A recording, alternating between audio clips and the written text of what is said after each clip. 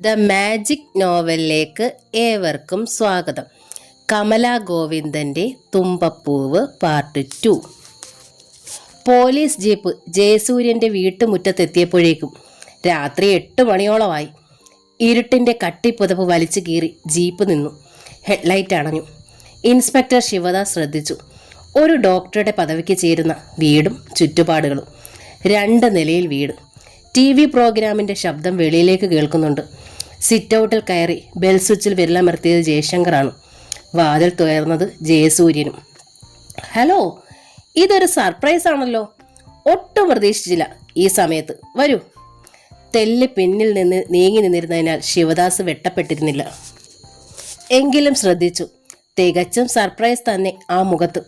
ഭാവി വധുവിൻ്റെ ജ്യേഷ്ഠ സഹോദരനോടുള്ള ആദരവും വിനയവും ശരിക്കും മുഖത്തുണ്ട്. പെട്ടെന്ന് ശ്രദ്ധയിൽപ്പെട്ടതുപോലെ ജയസൂര്യൻ നിന്ന് ചോദിച്ചു, അല്ല ജയശങ്കരേട്ടൻ എന്തു പറ്റി? എന്താ അവിടെ തന്നെ നിൽക്കുന്നത്? മുഖം വല്ലാതെ. ആരാ അത്?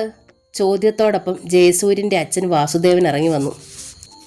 ആഹാ, ജയശങ്കർ, വരൂ, ഇരിക്കൂ. എന്താ ഇവിടെ നിന്ന് കളഞ്ഞത്? വാസുദേവൻ തുടർന്നു. അങ്ങോട്ട് ഇറങ്ങണമെന്ന് കരുതിയിരുന്നു. പെയിന്റിങ് ഇന്നാണ് തീർന്നു കിട്ടിയത്. കഴിഞ്ഞ വർഷമാണ് ഈ വീടിൻ്റെ പണി പൂർത്തിയായതെങ്കിലും വിവാഹമല്ലേ, വീടൊന്ന് പുതിയതാക്കണ്ടേ? ഉറക്കെ ചിരിക്കുന്ന സ്വഭാവക്കാരനാണ് വാസുദേവൻ. ചിരിക്കുകയും ചെയ്തു. ചിരി അസ്ഥാനത്താണെന്ന് തോന്നിയത് ജയശങ്കറിൻ്റെ മുഖത്തേക്ക് സൂക്ഷിച്ചു നോക്കിയപ്പോഴാണ്. എന്താ ജയശങ്കർ, വിശേഷിച്ച് ഈ രാത്രിയിൽ? പെട്ടെന്ന് വാതുക്കലേക്ക് ഇൻസ്പെക്ടർ നീങ്ങി നിന്നു. ജയസൂര്യനും വാസുദേവനും അമ്പരന്ന് പോയി. ഞാൻ സബ് ഇൻസ്പെക്ടർ ശിവദാസ്. ജയശങ്കറിനൊപ്പം വന്നതാണ്. ജയശങ്കറിൻ്റെ കൂടെ വന്നുവെന്നോ? എന്തിന്? ഇരുവരും ഇൻസ്പെക്ടർ നോക്കി, പിന്നെ ജയശങ്കറിനെ നോക്കി. എന്തിനാണ് സാർ ജയശങ്കറിനെ കസ്റ്റഡിയിലെടുത്തത്? വാസുദേവൻ ചോദിച്ചു. അല്ല, എന്നിട്ട് ഇങ്ങോട്ട് വന്നത് എന്തിന്? കാര്യം പറയൂ. ഇങ്ങോട്ട് വന്നതിൻ്റെ കാര്യം പറയാം. ഇൻസ്പെക്ടർ തുടർന്നു. ഞങ്ങളുടെ കൂടെ മിസ്റ്റർ ജയസൂര്യനെയും കൂട്ടാൻ. ഒരു സ്തംഭനാവസ്ഥ. ഇന്ന് മിസ്റ്റർ ജയസൂര്യനും കൂട്ടുകാരും ഈ ജയശങ്കറിന്റെ വീട്ടിൽ ചെന്നത് എപ്പോൾ എന്നറിയണം. ഇൻസ്പെക്ടർ പറഞ്ഞു. ഞാനും കൂട്ടുകാരുമോ? ഇന്നോ? ജയസൂര്യൻ ചോദിച്ചു. അതെ, ഇന്ന് പോയിട്ടില്ലല്ലോ. എന്താ? ജയസൂര്യൻ ചോദിച്ചു. നിങ്ങൾ പോയില്ലെന്ന് തീർച്ചയാണോ? തീർച്ച തന്നെ. എന്താണ് ഇങ്ങനെ ചോദിക്കുന്നത്? ജയസൂര്യൻ്റെ നെറ്റിയിൽ നേരിയ ചുളിവുകൾ. ആ ചുളിവുകൾ മായ്ക്കാതെ തന്നെ അവൻ ജയശങ്കറിനെ നോക്കി. ജയശങ്കറിൻ്റെ കണ്ണിലെ തിളക്കം സാധാരണ കണ്ടിരുന്ന സന്തോഷത്തിൻ്റെതല്ലെന്നും അസഹ്യമായ ദുഃഖത്തിൻ്റെ ബഹിർസ്ഫുരണമാണെന്നും മനസ്സിലാക്കിയപ്പോൾ ഇത്തവണ ജയസൂര്യൻ വല്ലാതെ പരിഭ്രമിച്ചു. സാർ, എന്താണ് പ്രശ്നം? തുറന്നു പറയൂ. ഞാൻ ഇന്ന് അവിടെ പോയിട്ടേ ഇല്ല. അവിടെ ഇന്ന് എന്തുണ്ടായി? മിസ്റ്റർ ജയസൂര്യൻ, നിങ്ങൾ പോയിട്ടില്ലെങ്കിൽ നിങ്ങളുടെ ഫ്രണ്ട്സ് പോയിട്ടുണ്ട് ഇല്ലേ? ഇതിന് ഉത്തരം പറഞ്ഞിട്ട് സംഭവിച്ചത് എന്താണെന്ന് പറയാം. എൻ്റെ ഫ്രണ്ട്സ് ഇല്ല, പോയിട്ടില്ല. മാത്രമല്ല, ഞാനില്ലാതെ ഫ്രണ്ട്സ് മാത്രമായി പോകുമോ? എനിക്ക് ഇൻറ്റിമേറ്റ്സായി 5-6 പേര് ഫ്രണ്ട്സ് ഉള്ളൂ. അവരെയും കൊണ്ട് ജയശ്രീയെ കാണാൻ 2-3 തവണയായി ഞാൻ വന്നു കഴിഞ്ഞു. ആവർത്തിച്ച് ഫ്രണ്ട്സിനെ കൊണ്ടുവന്ന് ഞാൻ വിവാഹം ചെയ്യുന്ന പെൺകുട്ടിയെ കാണേണ്ടതായ ആവശ്യമൊന്നുമില്ലല്ലോ. മാത്രമല്ല, ഇനി 8-10 ദിവസമല്ലേ ഉള്ളൂ വിവാഹത്തിന്. ക്ഷണിക്കൽ വരെ തീർന്നിരിക്കുന്നു. വിവാഹത്തിൻ്റെ ഒരുക്കങ്ങളിലേക്ക് കടന്നിരിക്കുന്ന സമയം. ഇതിനിടയിൽ വീണ്ടും കാണുക എന്ന ഒരു ചടങ്ങിൻ്റെ ആവശ്യമുണ്ടെന്ന് എനിക്ക് തോന്നിയിട്ടില്ല. സർ, വന്ന കാര്യം പറയൂ. ജയശങ്കരേട്ടനായാലും പറയാം. ജയസൂര്യൻ്റെ സ്വരത്തിൽ അല്പം ദേഷ്യം കൂടി കലർന്നിരുന്നു എന്ന് മറ്റുള്ളവർ അറിഞ്ഞു. മിസ്റ്റർ ജയസൂര്യൻ, ഇന്ന് പകൽ 3 മണിക്ക് മുമ്പ് നിങ്ങളുടെ ഫ്രണ്ട്സ് 3 പേർ ആ വീട്ടിൽ ചെന്നിരുന്നു, ഒരു കാറിൽ. SI പറഞ്ഞു. എൻ്റെ ഫ്രണ്ട്സ്? Never, impossible. ജയസൂര്യൻ തർക്കിച്ചു. മുഴുവൻ കേൾക്കൂ. ശാന്തമായും ഗൗരവം വിടാതെയും ഇൻസ്പെക്ടർ തുടർന്നു. 3-ന് ശേഷം അവർ തിരികെ പോയി. പോകും മുമ്പ് അവർ ശ്രീകുട്ടിയുടെ വിവാഹത്തിനായി വാങ്ങിവെച്ചിരുന്ന 85 പവൻ്റെ ആഭരണങ്ങൾ കൊള്ള ചെയ്തിരിക്കുന്നു. മാത്രമല്ല, ഒന്ന് നിർത്തിയിട്ട് ദീർഘമായി നിശ്വസിച്ചിട്ട് ഇൻസ്പെക്ടർ തുടർന്നു. ശ്രീകുട്ടിയുടെ അച്ഛനെയും അമ്മയും ക്രൂരമായി കൊല ചെയ്തു വെച്ച് പോയിരിക്കുന്നു. My God! ഏതാനും നിമിഷം വേണ്ടി വന്നു ജയസൂര്യന് ശബ്ദം കിട്ടാൻ. ജനാർദ്ദനും ജാനകിയമ്മയും കൊല്ലപ്പെട്ടെന്നോ? എന്താണ് ഈ പറയുന്നത്? വാസുദേവനും ആകെ വിഷമത്തോടെ ജയശങ്കറിനെ നോക്കി. ജയന്റെ കൂട്ടുകാരോ കൊന്നതെന്നോ? എന്താണ് ഈ കേൾക്കണേ? എൻ്റെ ഈശ്വര! ജയസൂര്യൻ്റെ അമ്മ ചന്ദ്രമതിയും നെഞ്ചത്ത് കൈവച്ചു. വന്നവർ പറഞ്ഞത് അങ്ങനെയാണ്. ഇൻസ്പെക്ടർ തുടർന്നു. ചായയും കേക്കും സ്നാക്സും കൊടുത്ത് അവരെ സൽക്കരിച്ചു. സൽക്കാരം ഏറ്റിട്ടാണ് കൊല ചെയ്തതും. സർ, അങ്ങനെയുള്ള ഫ്രണ്ട്സ് ആരും തന്നെ എനിക്കില്ല സാർ. എൻ്റെ 2-3 സഹപ്രവർത്തകർ, 2-3 സഹപാഠികൾ, തീർന്നു ഫ്രണ്ട്സിൻ്റെ എണ്ണം. ഇവരൊന്നും അങ്ങനെ ചെയ്യില്ല, ബിലീവ് മീ സാർ. ബട്ട് ഇന്ന് മുഴുവനും മിസ്റ്റർ ജയസൂര്യനും നിങ്ങളുടെ ഫ്രണ്ട്സും എവിടെ ആയിരുന്നു എന്ന് പ്രൂഫ് തരേണ്ടി വരും. വേണ്ടി വന്നാൽ ഒരു ഐഡന്റിറ്റി പരേഡിന് വരെ നിന്ന് തരേണ്ടതായി വരും. സാർ, ജയസൂര്യൻ ഭയന്നു പോയി. എന്നെയും ഫ്രണ്ട്സിനെ ആരെങ്കിലും ചതിച്ചതാകും. ആകാം, സാധ്യതയുണ്ട്. അവർ ആരുമായിക്കൊള്ളട്ടെ, നിങ്ങളുടെ പേരുമായി ബന്ധപ്പെട്ടിരിക്കുന്നതിനാൽ നിങ്ങളെ ഒഴിവാക്കണമെങ്കിൽ നിങ്ങളും നിങ്ങളുടെ ഫ്രണ്ട്സും ഈ പറഞ്ഞ സമയത്ത് സംഭവ സ്ഥലത്ത് ഉണ്ടായിരുന്നില്ല എന്ന് തെളിയിക്കാനുള്ള ബാധ്യത സ്വാഭാവികമായും ഉണ്ട്. പിന്നെ ആരാണ് ആക്രമികൾ? അന്വേഷിക്കുന്നു. ദിവസങ്ങൾ പുലർന്നു, ഇരുണ്ടു. ഒരാഴ്ച ബന്ധുക്കളിൽ ചിലർ ഒപ്പമുണ്ടായിരുന്നു. പിന്നെ അവരും പോയി. ആ 3 മക്കൾ മാത്രമായി. പരസ്പരം നോക്കാനും മിണ്ടാനും ആശ്വസിപ്പിക്കാനും പോലും കഴിയാത്ത 3 പേർ. മെല്ലെ മെല്ലെ 24-ാം തീയതി വന്നപ്പോൾ ജയശങ്കർ വീട്ടുമുറ്റത്തേക്ക് നോക്കി. കൊട്ടാരം പോലെ പന്തലിടാൻ ആഗ്രഹിച്ചതാണ്. 1000-ത്തിലധികം പേരെ ക്ഷണിച്ചു കഴിഞ്ഞതുമാണ്. ഇന്ന് ഈ വീട്ടുമുറ്റത്തെ മേളം എന്താകുമായിരുന്നു? പകരം മൂകതയാണ്. ശവക്കോട്ടയിലെ ഭയാനകമായ നിശബ്ദത. ഒരു രാജകുമാരിയെ പോലെ ഒരുങ്ങിയിറങ്ങി ഈ മുറ്റത്ത് നിൽക്കേണ്ടിയിരുന്ന ഓമന പെങ്ങളെവിടെ? കരയാൻ ത്രാണിയില്ലാതെ, ഒഴുക്കാൻ ഇനി കണ്ണീരില്ലാതെ മുറിയുടെ ഏതോ കോണിൽ വീണ് കരയുന്നുണ്ടാകും. ജയശങ്കർ അകം വിങ്ങിക്കരഞ്ഞു. ഒഴുക്കാൻ അവനും കണ്ണീരിനി ബാക്കി ഉണ്ടായിരുന്നില്ല. മരണാനന്തര ചടങ്ങുകൾ മുഴുവൻ തീരും വരെയും ജയസൂര്യനും വാസുദേവനും ചന്ദ്രമതിയും അന്ന് ജയവിലാസത്തിലുണ്ടായിരുന്നു. വിവാഹം കഴിഞ്ഞതിന് ശേഷമാണ് ഇങ്ങനെ സംഭവിച്ചിരുന്നതെങ്കിൽ എങ്ങനെ അവർ സഹകരിക്കണമോ അതുപോലെ അവർ സഹകരിച്ചു. എല്ലാ ചടങ്ങുകളിലും കരഞ്ഞു തളർന്ന് തീരെ കുഴഞ്ഞ ശ്രീകുട്ടി അച്ഛനും അമ്മയ്ക്കും അന്ത്യകർമ്മം ചെയ്യാനെത്തിയപ്പോൾ അവളെ ചുമലിലോട്ട് ചേർത്ത് താങ്ങി പിടിച്ചെല്ലാം ചെയ്യിപ്പിച്ചത് ചന്ദ്രമതിയായിരുന്നു. അവൾ കർമ്മം ചെയ്തു കഴിഞ്ഞപ്പോൾ നെല്ലും അരിയും പൂവും കൈക്കുമ്പിളിലെടുത്ത് ആ മൃതദേഹങ്ങളിലേക്ക് അർപ്പിച്ച് സാഷ്ടാംഗം നമസ്കരിച്ച് അവരുടെ ആത്മാവിനായി ഒരു നിമിഷം പ്രാർത്ഥിച്ചുകൊണ്ട് ജയസൂര്യനും നിന്നിരുന്നു. മോളെ, വിധിയാണ് വിധി. എന്തെങ്കിലും ദോഷഫലങ്ങൾ ഉണ്ടാകും കുട്ടി, അത് തീർന്നിരിക്കും ഇതോടെ. അങ്ങനെ സമാധാനിക്കുക. മോള് വിഷമിക്കരുത്. ഞങ്ങൾ 2 ദിവസം കഴിഞ്ഞ് വരാം. പോകാൻ നേരം ചന്ദ്രമതി ശ്രീകുട്ടിയെ തലോടിക്കൊണ്ട് സമാശ്വസിപ്പിച്ചു. ഏതായാലും 24-ാം തീയതി വിവാഹം നടക്കില്ലല്ലോ. ഇനി നമുക്ക് വേറൊരു മുഹൂർത്തം നോക്കാം അല്ലേ? എന്തായാലും ഇത്തിരി വൈകി മതി. എന്താ?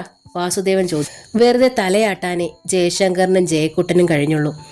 അല്ലെങ്കിൽ ഇനി എന്തു പറയാൻ? ഇത്തിരി വൈകിയാണെങ്കിലും നടത്താൻ ഇനി എന്തുണ്ട് മാർഗം?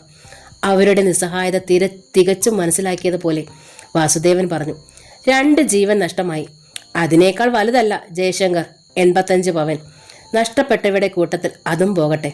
ഒരു പക്ഷേ ആ 85 പവൻ പോകാതെ രക്ഷിക്കാൻ ശ്രമിച്ചത് കൊണ്ടാകാം ആ 2 ജീവനുകൾ നഷ്ടമായത്. ജയക്കുട്ടൻ വിങ്ങിപ്പൊട്ടി. ജയശങ്കർ തേങ്ങലുതുക്കി. ഞങ്ങൾ ഇത്രയേറെ സ്വർണം ആവശ്യപ്പെട്ടിരുന്നില്ലല്ലോ ജയശങ്കർ. ഞങ്ങൾക്കാകെ ഒരു മകൻ, അവൻ ഇഷ്ടപ്പെട്ട പെണ്ണും. അവനും അതേ ആഗ്രഹിച്ചുള്ളൂ. നിങ്ങളുടെ ഉദ്ദേശശുദ്ധിയെ ഞങ്ങൾ മാനിക്കുന്നു. കടവും വായ്പയുമായി 85 പവൻ വാങ്ങി.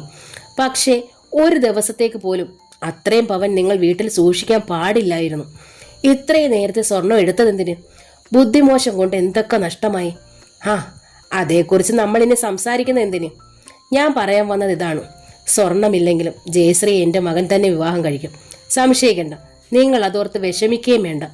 നന്ദിപൂർവ്വം ഒന്ന് നോക്കാൻ മാത്രമേ ജയശങ്കറിനും ജയക്കുട്ടനും കഴിഞ്ഞുള്ളൂ. ഞാൻ വരാം കേട്ടോ. ശ്രീകുട്ടിയുടെ അടുത്ത് ചെന്ന് സ്വരം താഴ്ത്തി ജയസൂര്യൻ പറഞ്ഞു. ഒട്ടും വിഷമിക്കരുത്. 2 ദിവസം കഴിഞ്ഞ് ഞാൻ വരാം. ഒന്ന് തലയാട്ടാൻ പോലും അവൾക്ക് കഴിഞ്ഞില്ല. കണ്ണീർ മൂടിയ കണ്ണുകളായതിനാൽ അവൻ്റെ ശരിയായ രൂപം കണ്ണിൽ പതിഞ്ഞതുമില്ല. വരാം 2 ദിവസം കഴിഞ്ഞു. വാസുദേവനും ചന്ദ്രമതിയും അവളോട് അങ്ങനെ തന്നെ പറഞ്ഞു. ജയശങ്കറിനോടും ജയക്കുട്ടനോടും പറഞ്ഞു. മൂവരെ നോക്കി നിൽക്കെ അവരുടെ കാർ ഗേറ്റ് കടന്നു മറഞ്ഞു. 2 ദിവസം കഴിഞ്ഞു, 4 ദിവസം കഴിഞ്ഞു. ജയസൂര്യനോ വാസുദേവനോ ചന്ദ്രമതിയോ വന്നില്ല.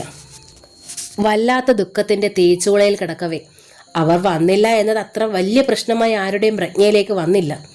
പക്ഷേ 24-ാം തീയതി പുലർന്നപ്പോൾ എല്ലാവരും ഓർമ്മിപ്പിച്ചു. കണ്ണീർ ഇനിയില്ലെങ്കിലും അകവും പുറവും വേദനയാൽ പിടഞ്ഞു നീറി. പെരുവിരൽ മുതൽ കത്തി ദഹിക്കുകയാണെന്ന് തോന്നി. അത്രയ്ക്ക് വേദന, അത്രയ്ക്ക് സങ്കടം. അതിനിടയിലാണ് ഓർമ്മ വന്നത്. 2 ദിവസം കഴിഞ്ഞ് വരാമെന്ന് പറഞ്ഞു പോയവർ ഇത്ര ദിവസമായിട്ടും വന്നില്ല എന്നു. കൊട്ടാരം പോലുള്ള പന്തലിൽ നിറപറയും നിലവിളക്കും നാദസ്വര വേളവും കൊണ്ട് ഇന്ന് കുഞ്ഞു പെങ്ങളുടെ വരനെ എതിരേൽക്കേണ്ടതാണ്. ഈ ദിവസം അവരാരും മറന്നിരിക്കില്ല. ഇന്നെങ്കിലും അവർ വരാതിരിക്കില്ല. പക്ഷെ ദിവസം പിറന്ന് വളർന്ന് മരണത്തിലെത്തിയിട്ടും ആരും വന്നില്ല. സന്ധ്യ കഴിഞ്ഞതും എല്ലാ വേദനകൾക്കും മീതെ ആ കുടുംബത്തിനെ ആകെ പൊതിഞ്ഞു പിടിച്ച വികാരം ഉത്കണ്ഠ മാത്രമാണ്. എന്തേ അവർ വരാഞ്ഞു? കാണുമ്പോൾ ഏറെ വേദനിക്കുമെന്ന് കരുതിയിട്ടോ? എന്നാലും ഈ ദിവസം അവരുടെ സാന്നിധ്യം ശ്രീകുട്ടിയെ ഒട്ടെങ്കിലും ആശ്വസിപ്പിക്കുമായിരുന്നില്ലേ? എന്തെങ്കിലും മിണ്ടാനെങ്കിലും അവൾക്കൊരവസരമാകുമായിരുന്നില്ലേ? അതെന്തുകൊണ്ടവർ ഓർമ്മിപ്പിച്ചില്ല? ശ്രീകുട്ടിയുടെ വിവാഹം നടന്നാൽ പിറ്റേ മാസം തൻ്റെ വിവാഹം നടത്താമെന്നായിരുന്നു ജയശങ്കറിൻ്റെ പ്രതിശ്രുത വധുവിൻ്റെ വീട്ടുകാരോടുണ്ടായിരുന്ന വാക്ക്. അവരും ഇങ്ങോട്ട് വന്ന് ഡേറ്റ് നീട്ടിവെക്കാമെന്ന് സമ്മതിച്ചിരുന്നു. എന്നിട്ടും 1-2 ദിവസം കൂടുമ്പോൾ രാധ ഒഴിച്ച് ആ വീട്ടിലെ മിക്ക അംഗങ്ങളും എത്തി സമാശ്വസിപ്പിക്കുമായിരുന്നു. ചിത്രലേഖയുടെ വീട്ടുകാരും ഇടയ്ക്കിടെ എത്തിയിരുന്നു. സഹോദരന്മാരുടെ ബന്ധുക്കളാകാൻ പോകുന്നവരുടെ വീട്ടുകാർ കൂടെ എത്തിയിട്ടും ശ്രീകുട്ടിയുടെ ബന്ധുക്കളാകാൻ കുറിക്കപ്പെട്ടവർ മാത്രം എത്തിയില്ല. 24-ാം തീയതി ഇരുട്ടിയതോടുകൂടി ജയശങ്കറിന് പരിഭ്രമം തോന്നി. ചേട്ടനും അനിയനും തമ്മിൽ പതിയെ ഉത്കണ്ഠ കൈമാറി. പിറ്റേന്ന് രാവിലെ തന്നെ ജയശങ്കർ ജയസൂര്യൻ്റെ വീട്ടിലേക്ക് യാത്ര തിരിച്ചു. അച്ഛൻ്റെ അമ്മയുടെ സ്ഥാനത്ത് നിന്ന് ചുമതല അവനാണ്. എല്ലാ ഭാരങ്ങളും എല്ലാ ദുഃഖങ്ങളും ചുമലിൽ താങ്ങിയേ വെക്കും. വല്ലാതെ ക്ഷീണിച്ചും വിളറിയും കാണപ്പെട്ടു അവൻ. എങ്ങോട്ട് തിരിയണം, എങ്ങോട്ട് പോകണം, എവിടെ നിന്ന് തുടങ്ങണം ഒന്നും അറിയില്ല. ഒന്നും. ജയസൂര്യൻ്റെ വീട്ടിലേക്ക് യാത്ര തിരിക്കുമ്പോൾ ജയശങ്കർ സ്വയം അറിഞ്ഞു താൻ ഈ തോണിയുടെ അമരം പിടിക്കാൻ ശ്രമം തുടങ്ങിക്കഴിഞ്ഞു എന്നു. പെട്ടെന്നായതിനാൽ തെല്ല് വിഷമിക്കും, എന്നാലും ധൈര്യം വിടാതെ നേരിടണം. ജയശങ്കർ അങ്ങനെ തന്നെ ഉറപ്പിച്ചു. ജയസൂര്യൻ്റെ വീട്ടിലെല്ലാവരും ഉണ്ടായിരുന്നു. ജയശങ്കറിനെ കണ്ടിട്ടും ആരുടെ മുഖത്തും ഒരു സ്വാഗതഭാവം കണ്ടില്ല എന്നത് ജയശങ്കറിൻ്റെ ഹൃദയത്തെ വിറകൊള്ളിച്ചു. അമരത്തേക്ക് നീങ്ങുന്ന കരങ്ങൾക്ക് ധൈര്യം ചോരാതിരിക്കാൻ അവൻ പ്രാർത്ഥിച്ചുപോയി. എന്താ വിശേഷിച്ച്?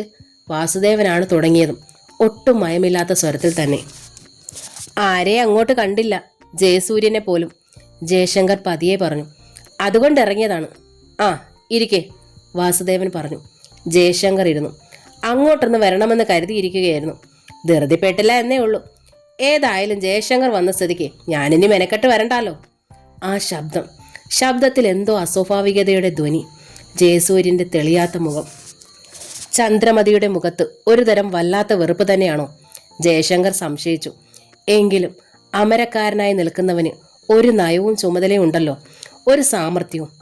ഞാൻ വന്നു എന്ന് കരുതി അമ്മാവൻ അങ്ങോട്ട് വരുന്നതിന് എന്താ തടസ്സം? ആരെയും കണ്ടില്ലല്ലോ എന്ന് പലരും ചോദിക്കുകയും ചെയ്തു, പ്രത്യേകിച്ച് ഇന്നലെ വാസുദേവൻ പതിയെ പറഞ്ഞു. ഇന്നലെ എന്ന ദിവസം ഒഴിവായി കിട്ടാനൊരു നിമിത്തം. ഈശ്വരാ, ഭാഗ്യം. അല്ലെങ്കിൽ ഇപ്പോൾ അത് നടന്നു പോകുമായിരുന്നില്ലേ? അമ്മാവൻ പറയുന്നത് എന്തിനെക്കുറിച്ചാണ്? ജയശങ്കറിന്റെ തലച്ചോറിനുള്ളിൽ ആബൽ ശങ്ക ചൂളം വിളിച്ചു തുടങ്ങി. ഇന്നലെ ഒഴിവായി കിട്ടാനൊരു നിമിത്തം. ഈശ്വര, ഭാഗ്യം, ഈശ്വരാധീനം. എന്താണത്?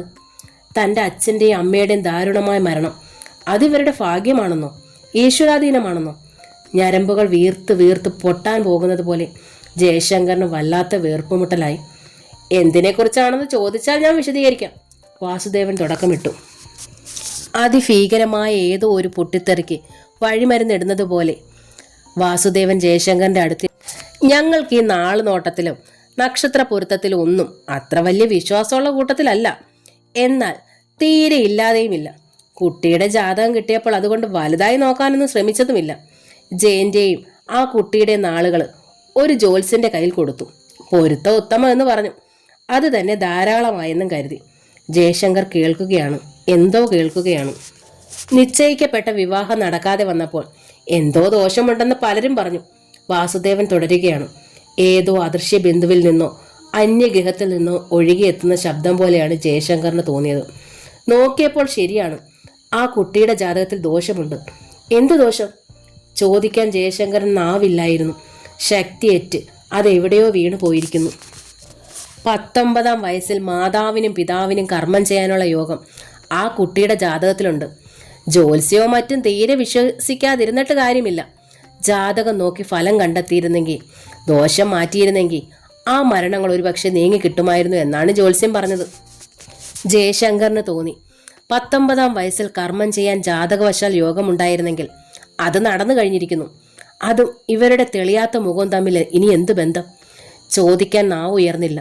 വാസുദേവൻ തന്നെ പറഞ്ഞു, ആ കുട്ടിയുടെ ജാതകത്തിൽ ഇനിയുമുണ്ട് കർമ്മം ചെയ്യാൻ യോഗം. 22 വയസ്സ് പൂർത്തിയാകുന്നതിനുള്ളിൽ.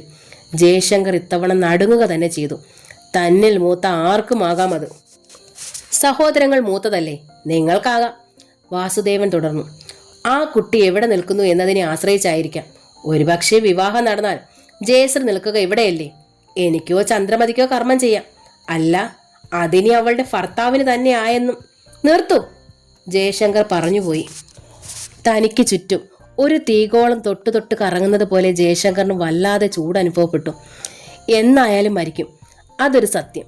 എന്നുവെച്ച് മരണത്തെ വിലയ്ക്ക് വാങ്ങാൻ ആരാണ് ഇഷ്ടപ്പെടുക? ജയശങ്കർ മെല്ലെ കണ്ണുകൾ ജയസൂര്യനിലേക്ക് തിരിച്ചു. ഞാനും ഭയപ്പെടുന്നു എന്നാ മുഖം പറയുന്നുണ്ടോ? ഉണ്ട്. മരണത്തെ ആരാണ് സ്നേഹിക്കുക? ആകട്ടെ, മരണം നിങ്ങൾ ആഗ്രഹിക്കുന്നുണ്ടോ? വാസുദേവൻ ചോദിച്ചു. ഒരുപാട് വിരലുകൾ തനിക്ക് നേരെ ചൂണ്ടപ്പെടുന്നുവോ? ജയശങ്കറിന് അങ്ങനെ തോന്നി. ഒടുവിൽ കേട്ടു, സോറി ജയശങ്കർ, വെരി സോറി. നിശ്ചയം നടന്നിരിക്കാം, എന്നാലും ഞങ്ങൾക്ക് ഈ വിവാഹം ഇനി സാധ്യമല്ല, ഒരിക്കലും സാധ്യമല്ല. ഒരു വലിയ വീട്ടിൽ നിന്നും കണക്ക് പറഞ്ഞ് സ്ത്രീധനം വാങ്ങി തന്നെ വിവാഹം ചെയ്യാൻ കഴിയുമായിരുന്നു ജയസൂര്യന്. എന്നിട്ട് ഒറ്റ നോട്ടത്തിൽ തന്നെ ശ്രീകുട്ടിയെ ഇഷ്ടമായി. സ്ത്രീധനത്തെക്കുറിച്ച് മിണ്ടിയതേയില്ല. ശ്രീകുട്ടിയെ മാത്രമേ ആവശ്യപ്പെട്ടുള്ളൂ. ഒരേ ഒരു മകൻ, അവൻ ഇഷ്ടപ്പെട്ട പെൺകുട്ടി. വാസുദേവനും ചന്ദ്രമതിയും ശ്രീകുട്ടിയിൽ വാത്സല്യങ്ങൾ കോരിച്ചൊരിഞ്ഞു. വിവാഹം നടന്നതുപോലെയായിരുന്നു സ്നേഹവും. എന്നിട്ടോ ശ്രീകുട്ടി എത്ര ഭാഗ്യഹീനയാണ്. ചുണ്ടോളം എത്തിയിട്ട് ഒന്ന് മുത്തിക്കുടിക്കാൻ കിട്ടാത്ത ഭാഗ്യം. ശ്രീകുട്ടിയുടെ ജാതകദോഷം കൊണ്ടാണോ അച്ഛനും അമ്മയ്ക്കും പെടുമരണം സംഭവിച്ചത്? ആണോ? എങ്കിൽ ആഭരണ മോഷണം പോയത് ആരുടെ ജാതകദോഷം കൊണ്ടാണ്? ആഭരണം നഷ്ടപ്പെട്ടത് മരണത്തിൻ്റെ നിമിത്തമാകാം. വഴിയോരത്ത് ജയശങ്കർ നിന്നുപോയി. മരണം താൻ ആഗ്രഹിക്കുന്നുണ്ടോ? ഇല്ല. ഒട്ടും ആലോചിക്കാതെ തീർച്ചയൊക്കെ പറയാൻ കഴിയും. അപ്പോൾ അവരെ കുറ്റപ്പെടുത്താമോ? വയ്യ. അവരെ കുറ്റപ്പെടുത്താൻ വയ്യ. പക്ഷേ നിശ്ചയിക്കപ്പെട്ട വിവാഹം എല്ലാവർക്കും ക്ഷണക്കത്ത് പോലും അയച്ചു. തുടർന്നുണ്ടായിട്ടുള്ള പ്രശ്നങ്ങൾ എല്ലാവരും അറിഞ്ഞിട്ടുണ്ട്. ഇത്തിരി വൈകിയാലും നിശ്ചയിക്കപ്പെട്ട വിവാഹം നടക്കുമെന്ന് എല്ലാവരും പ്രതീക്ഷിക്കുന്നു. നിശ്ചയിക്കപ്പെട്ട വിവാഹം മുടങ്ങുന്നൊരു പെണ്ണിന് ഇനി എന്നൊന്നൊക്കും? ഒത്താൽ തന്നെ ഇതുപോലൊരു ബന്ധം ലഭിക്കുമോ? ഇല്ല. ജയസൂര്യനെ പോലെ ഒരു പയ്യനെയോ വീട്ടുകാരെയോ ഇനി സ്വപ്നം കാണുക പോലും വേണ്ട. ഓർത്തപ്പോൾ ജയശങ്കറിന് തളർച്ച തോന്നി. വല്ല പാടും വീട്ടിലെത്താൻ കൊതിച്ചു. വഴിക്ക് പലരും പലതും ചോദിച്ചു. ഒരു മൂളൽ, ഒരു തലയാട്ടൽ, ചിലപ്പോൾ അതുമില്ലാത്ത മട്ട്. വീട് ശവപ്പറമ്പ് പോലെ ഭയപ്പെടുത്തുന്ന നിശബ്ദത, ഹൃദയത്തെ കാർന്നു വലിക്കുന്ന അസ്വസ്ഥത. ചെന്ന പാടെ ജയശങ്കർ മുറിയിലേക്ക് കയറി. ബെഡിലേക്ക് വീണു എന്ന് പറയുന്നതാവും ശരി. കാത്തു നിൽക്കുകയായിരുന്നു ജയക്കുട്ടൻ. തന്നെ കണ്ടിട്ടും കാണാത്ത ഭാവത്തിൽ നടന്നുപോയ ചേട്ടനെ അവൻ ശ്രദ്ധിച്ചു. ആ മുഖം ശ്രദ്ധിച്ചു. എന്തോ വലിയ പ്രശ്നമുണ്ടെന്ന് അവൻ മനസ്സിലാക്കി. പിന്നാലെ ചെന്നു. തട്ടിലേക്ക് നോക്കി വെറുതെ മലർന്നു കിടക്കുകയാണ് ജയശങ്കർ. ജയക്കുട്ടൻ തെല്ലിട നിന്നു. വിവരം അറിയാൻ അവനും വല്ലാത്ത തിടുക്കമുണ്ട്. ജയസൂര്യൻ്റെ വീട്ടുകാർ എന്തുകൊണ്ട് വന്നില്ല? വിവാഹം എന്നത്തേക്ക് നീട്ടിവെച്ചു? അതാണ് അറിയേണ്ടത്. എന്നത്തേക്ക് നീട്ടിവെച്ചാലും സാരമില്ല. ഇനി ആ വിവാഹം നടത്തണം. നടന്നേ തീരൂ. ഈ വീടും പറമ്പും വിൽക്കേണ്ടി വന്നാലും സാരമില്ല. ശ്രീകുട്ടിയുടെ വിവാഹം നടക്കണം. ഇനി മുടങ്ങാൻ പാടില്ല. ചേട്ടാ. അക്ഷമ വർദ്ധിച്ചപ്പോൾ ജയക്കുട്ടൻ വിളിച്ചു. ജയശങ്കർ മുഖം തിരിച്ചു. അനിയൻ കണ്ടു. ചേട്ടൻ്റെ കണ്ണുകളിൽ തിളക്കം, കണ്ണീരിൻ്റെ. ചേട്ടാ. ജയക്കുട്ടൻ ബെഡിൻ്റെ വക്കിലിരുന്നു. ചേട്ടാ, അവരെന്തു പറഞ്ഞു? വിവാഹം എന്നത്തേക്കാണ് മാറ്റിവെച്ചത്? വിവാഹം എന്നേക്കുമായി മാറ്റിവെച്ചു കൂട്ടാ. ജയശങ്കറിൻ്റെ സ്വരം പതറി. എന്ന് വെച്ചാൽ ജയക്കുട്ടന് മനസ്സിലായില്ല. നമ്മുടെ അച്ഛനും അമ്മയും മരിച്ചത് ശ്രീകുട്ടിയുടെ ജാതകദോഷം കൊണ്ടാണെന്ന്. ചേട്ടാ, എന്താ പറഞ്ഞത്? എനിക്കറിയില്ല കുട്ടാ. ജ്യോത്സ്യം പറഞ്ഞത്രേ. അവർ പറഞ്ഞതാണ്. അതുകൊണ്ട് 19-ാം വയസ്സിലെ ദോഷം കൊണ്ട് അവൾക്ക് വിധിച്ചിരുന്ന തർപ്പണം അച്ഛനും അമ്മയ്ക്കും ചെയ്തില്ലേ? ചെയ്തു. എങ്കിൽ എന്താ ചേട്ടാ? ദോഷം ഇനിയുണ്ട് കുട്ടാ. 22-ാം വയസ്സിനുള്ളിൽ ശ്രീകുട്ടിക്ക് 22 വയസ്സാകും മുമ്പ് ഇനി ഒരു മരണം കൂടി നടക്കും. അത് ആർക്കുമാകാം. ജയക്കുട്ടൻ്റെ കണ്ണുകൾ ഒന്ന് കുറുകി. എന്ന് വെച്ചാൽ അവളിൽ മൂത്ത ആർക്കുമാകാം. ജയസൂര്യന് ഭയം, അവൻ്റെ അച്ഛനും അമ്മയ്ക്കും ഭയം. മരിക്കാൻ ആരാണ് ഇഷ്ടപ്പെടുക? ആ മരണം നമുക്കും സംഭവിക്കാം. മരിക്കാൻ നീ ഇഷ്ടപ്പെടുന്നുണ്ടോ കുട്ടാ? ചേട്ടാ. ജയക്കുട്ടൻ എണീറ്റു പോയി. ജയശങ്കർ ഒപ്പം എണീറ്റു. മരണഭയമാണ് അവരെ കൊണ്ട് ഈ തീരുമാനം എടുപ്പിച്ചത്. നമുക്കത് ചോദ്യം ചെയ്യാനാവില്ല കുട്ടാ. മറ്റെന്ത് കാരണത്തെയും ചോദ്യം ചെയ്യാം. ഇത് പക്ഷേ വയ്യ. കാരണം നമ്മളും മരണത്തെ ഭയക്കുന്നു. അപ്പോൾ ശ്രീകുട്ടി ഇവിടെ നമ്മോടൊപ്പം നിന്നാൽ മരണക്കുറി നമ്മളിൽ ഒരാൾക്കാകാം. ജയക്കുട്ടൻ സ്തംഭിച്ചു പോയി. സത്യമാണോ ചേട്ടാ ഇതൊക്കെ? അവർ പറഞ്ഞതാണ്. ജാതകം നമുക്ക് നോക്കിച്ചാലോ? നോക്കാം. ജാതകവും ചാർത്തും കുറിച്ച മുഹൂർത്തവും ഒക്കെ തിരികെ തന്നിട്ടുണ്ട്. അവനും വിഷമമുണ്ട്. സോറി പറഞ്ഞു. വിഷമം, സോറി, അത്രയും ആകാം. പക്ഷേ ജീവൻ കൊണ്ടൊരു പരീക്ഷണം, അതെന്തായാലും വയ്യ. അപ്പോൾ എത്രയും വേഗം ശ്രീകുട്ടി ഇവിടെ നിന്ന് പറഞ്ഞയക്കണം അല്ലേ?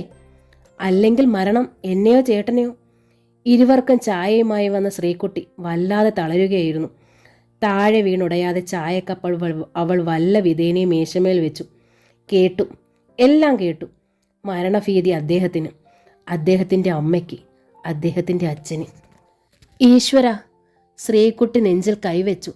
ഹൃദയം പൊട്ടിത്തെറിച്ച് പോകരുതേ. താൻ കാരണമാണോ തൻ്റെ പ്രിയപ്പെട്ട അച്ഛനും അമ്മയും അതിക്രൂരമായി കശാപ്പ് ചെയ്യപ്പെട്ടത്? ജാതകവശാൽ, അല്ലെങ്കിൽ തന്നെ കാരണക്കാരി താനാണ്. 85 പവൻ ഈ വീടിനുള്ളിൽ വന്നതെന്തിന്? തനിക്കായി. അതെടുക്കാനാണ് അക്രമി വന്നത്. അതെടുക്കാതിരിക്കാൻ തൻ്റെ അച്ഛനും അമ്മയും ജീവനെപ്പോലും തൃണവൽക്കരിച്ച്. താൻ കാരണം, എല്ലാം തനിക്ക് വേണ്ടി. അതെ, താൻ കാരണം ഇനിയും നാശം. അതും ആർക്കൊക്കെ? മരണഭീതിയാണ് തൻ്റെ ഇച്ഛായന്മാർക്ക് പോലും. പിന്നെ അദ്ദേഹത്തെയും വീട്ടുകാരെയും പറയണോ? അവർ ഭയക്കാതിരിക്കുമോ? അല്ല, ഇനി അവർ സമ്മതിച്ചാൽ പോലും ഈ ശ്രീകുട്ടി സമ്മതിക്കില്ല. താൻ കാരണം ഒരു നാശം, അതും മരണത്തിലൂടെ. വയ്യ, സഹിക്കാനാവില്ല. ആ മുഖം, കണ്ണുകൾ, അതരങ്ങളിലെ ചിരി, ജയശ്രീ എന്ന വിളി ഒരിക്കലും മറക്കാൻ വയ്യ. എത്ര കുറച്ചേ കണ്ടിട്ടുള്ളൂ. 3 മാസത്തെ അടുപ്പം. 3-4 തവണ തമ്മിൽ കണ്ടു. ആദ്യം കണ്ട ദിവസം പതിഞ്ഞ ആ രൂപം മനസ്സിനുള്ളിൽ നിന്നും കിള്ളിപ്പറിച്ചെടുത്തുകൊണ്ട് ഓടിപ്പോവുകയായിരുന്നു. അച്ഛൻ്റെ അമ്മയുടെയും ചടങ്ങുകൾ കഴിഞ്ഞ് യാത്ര പറഞ്ഞ് പിരിയുമ്പോൾ ആയിരുന്നു. ഇപ്പോഴതറിയുന്നു. വിങ്ങുന്ന നൊമ്പരം താൻ സഹിക്കാം. എന്നാലും അദ്ദേഹം മരിക്കരുത്, ജീവിച്ചിരിക്കട്ടെ. എവിടെയെങ്കിലും ജീവിച്ചിരിക്കുന്നു എന്ന ആശ്വാസം, അത് മതി. അത്രയ്ക്ക് സ്നേഹിച്ചു പോയി, അത്രയ്ക്ക്. പക്ഷേ പൊടുന്നനെ ശ്രീകുട്ടി അറിഞ്ഞു, താൻ ഇവിടെ തന്നെ നിന്നാലോ? ജീവന്റെ ജീവനായി സ്നേഹിക്കുന്ന ഇച്ഛായന്മാർക്ക് ദോഷമല്ലേ? എൻ്റെ ദൈവമേ! ശ്രീകുട്ടി മേൽപോട്ട് നോക്കി. കണ്ണീർ തൂവി തുളുമ്പുന്ന നയനങ്ങളിൽ ഗുരുവായൂരപ്പൻ്റെ ചെറിയ പ്രതിമ പ്രതിബിംബിച്ചു നിന്നു. നീലക്കാർ വർണ്ണൻ, പീതാംബരധാരി, മുരളീധരൻ. പറയൂ, ഞാൻ എവിടെ പോകും? ആർക്കും ഒരു ദോഷമുണ്ടാകാതെ ജീവിക്കാൻ ശ്രീകുട്ടിക്ക് ഒരു ഇടം എവിടെ? അകത്തേക്കോടി സ്വന്തം മുറിയിലെത്തി അവൾ കിടക്കയിലേക്ക് വീണു. ജയശങ്കറും ജയക്കുട്ടനും നേരെ പോയത് പ്രസിദ്ധ ജ്യോത്സ്യനായ നാരായണ ഭട്ടതിരിപ്പാടിൻ്റെ അടുത്തേക്കാണ്. ജാതകം നോക്കിക്കാൻ വന്നതാണ്, ഇരുവരും പറഞ്ഞു. ഭട്ടതിരിപ്പാട് ജാതകം വെച്ച് ഗണിച്ചു, കണക്കുകൾ കൂട്ടി, ഒരു പേപ്പറിൽ കുറിച്ചു. പിന്നെ ചോദിച്ചു, ഈ ജാതകയുടെ മാതാവും പിതാവും ജീവിച്ചിരിക്കുന്നുണ്ടോ? ജയശങ്കറും ജയക്കുട്ടനും കണ്ണിൽ നോക്കി. മരണയോഗമാണ് കാണുന്നത്, അതാണ് ചോദിച്ചത്. മടിക്കണ്ട, പറഞ്ഞോളൂ. മരണപ്പെട്ടു, ജയശങ്കർ പറഞ്ഞു. ഈ ജാതകം 1 മാസം മുമ്പ് ഇവിടെ കൊണ്ടുവരാമായിരുന്നു, ഭട്ടതിരിപ്പാട് പറഞ്ഞു. അവരുടെ കണ്ണുകൾ നിറഞ്ഞു. മരണം തടയാൻ നമുക്ക് കഴിയില്ല, എന്നാലും ഈശ്വരൻ്റെ കരുണയ്ക്കായി യാചിക്കാമായിരുന്നു. ഇങ്ങനെയുള്ള ജാതകയുടെ ജന്മം മുതൽ തന്നെ ഈശ്വരൻ്റെ പ്രീതിക്കായി പ്രാർത്ഥിക്കണം. ദൈവത്തിൻ്റെ കരുണ മാത്രമേ നമുക്ക് ആശ്രയമുള്ളൂ എപ്പോഴും. ആരും ഇതൊന്നും ശ്രദ്ധിക്കാറില്ല. ജാതകം എഴുതുക പോലും വളരെ ചുരുക്കത്തിലേ സംഭവിക്കാറുള്ളൂ എന്ന് വെച്ചോളൂ. കുറ്റമല്ല, ശാസ്ത്രയുഗമാണെന്ന് കൂട്ടിക്കോളൂ. വിശ്വാസികൾ എന്ന് പറയണത് പോലും അപമാനം. പക്ഷേ കണ്ണിൽ കൊള്ളാൻ വിധിച്ചത് പുരികത്തിൽ കൊണ്ടുമാറും എന്ന് കേട്ടിട്ടില്ലേ? അതിന് ഈശ്വരൻ കനിയണം. ജയശങ്കർ അനിയനെ നോക്കി, അനിയൻ ചേട്ടനെയും. ഇരുവരും ഒരുപോലെ വിതുമ്പലടക്കി, ഒരുപോലെ കണ്ണുകൾ തുടച്ചു. ആരും ഇതൊന്നും ശ്രദ്ധിച്ചിരുന്നില്ല. ആരും അന്ധവിശ്വാസികളുമായിരുന്നില്ല, അച്ഛനും അമ്മയും പോലും. ഈ ജാതകം പോലും ജയസൂര്യൻ്റെ വീട്ടുകാർ ആലോചനയ്ക്ക് വന്നപ്പോൾ പെട്ടെന്ന് തയ്യാറാക്കിച്ചു കൊടുത്തതാണ്. ജനന സമയത്തെ ലഗ്നം കൊണ്ട് ചില കണക്കുകളിൽ പിഴവ്. ജാതകക്കാരി കുറ്റക്കാരിയാവുന്നില്ലല്ലോ. വിധി അലംഘനീയമാണ്, ഭട്ടതിരിപ്പാട് തുടർന്നു. എങ്കിലും ഇനിയും സമയമുണ്ട്. പരമശിവനും പാർവതിയും ഒരുമിച്ചിരിക്കുന്ന ക്ഷേത്രത്തിൽ പോകണം. പാൽപ്പായസം കഴിപ്പിക്കണം. ജയശങ്കറും ജയക്കുട്ടനും കണ്ണിൽ നോക്കി. ഈ ജാതകയുടെ 19-ാം വയസ്സ് മുതൽ 22-ാം വയസ്സ് വരെയാണ് ദോഷകാലം. ഈശ്വര പൂജ ഒന്നേ ഉള്ളൂ. ചേട്ടൻ്റെ അനിയൻ്റെ ഉടലിൽ ഒരു വിറയൽ പടർന്നു. ഭട്ടതിരിപ്പാടും അതുതന്നെ പറയുന്നു. ജയസൂര്യൻ്റെ വീട്ടുകാർ കള്ളം പറഞ്ഞതല്ല. ദോഷകാലം എന്ന് വെച്ചാൽ? ജയക്കുട്ടന എടുത്തു ചോദിച്ചു. ആപൽസന്ധിയാണ് കാണുന്നത്. ത്രിദോഷ ഹേതുവാൽ സ്വജനദേഹ വിയോഗം അനുഭവം കാണുന്നു. മേൽ വരും ഫലം ചിന്ത്യം. ഭട്ടതിരിപ്പാട് തുടർന്നു. കുടുംബത്തിലുള്ള ആർക്കെങ്കിലും ദോഷമുണ്ടാവാം. ആർക്കെങ്കിലും? ഇരുവരുടെ ഹൃദയമെടുപ്പ് കൂടി. ഈശ്വര പൂജ ചെയ്യാൻ തിരുമേനി പറയുന്നത് പോലെ തന്നെ. മറ്റെന്തെങ്കിലും പരിഹാരം? ജയശങ്കർ ചോദിച്ചു. എന്താണ് ഉദ്ദേശിക്കുന്നത്? വിവാഹമോ മറ്റോ നടത്തിയാൽ കുടുംബത്തിലുള്ളവർ രക്ഷപ്പെടുമോ എന്നായിരിക്കും ചോദ്യമെന്ന് കരുതുന്നു. ഭട്ടതിരിപ്പാടിൻ്റെ മുഖം ഗൗരവം പൂണ്ടു. വിവാഹം നടത്താം, അതിന് യോഗം കാണുന്നുണ്ട്. പക്ഷേ ഏറെ ബുദ്ധിമുട്ട് നടക്കാൻ. സാരമില്ല, പരിശ്രമിക്കുക. പൂജയും പ്രതിവിധിയും നടത്തുകയും ചെയ്യാം.